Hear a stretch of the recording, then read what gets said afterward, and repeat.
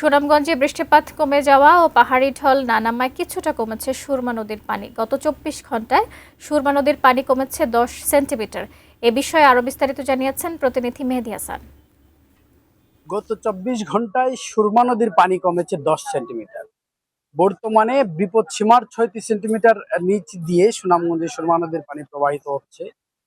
এবং গত কাল থেকে আসলে সুনামগঞ্জে বৃষ্টিপাত নেই বললেই চলে। আপনি দেখতে পাচ্ছেন যে আবহাওয়া অনেকটাই উজ্জ্বল, এই যার কারণে কিন্তু সুনামগঞ্জের যে সুরমা নদীর পাড়ের মানুষজন কিছুটা স্বস্তিতে আছেন। মূলত আসলে ভারতের বৃষ্টিপাত যখন পাহাড়ি ঢল হয়ে সুনামগঞ্জের নদীগুলো দিয়ে নামে, তখনই আসলে সুনামগঞ্জে বন্যা পরিস্থিতির সৃষ্টি হওয়ার একটি সংখ্যা থাকে।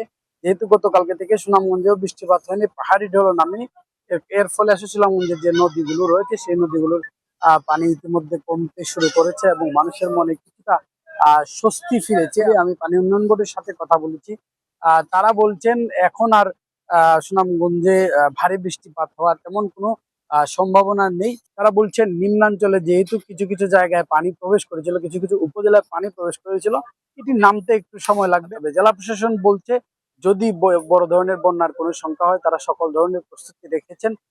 তারা ইতিমধ্যে ১৩১১টি আশ্রয় কেন্দ্র খুলে রাখা হয়েছে। Medical team,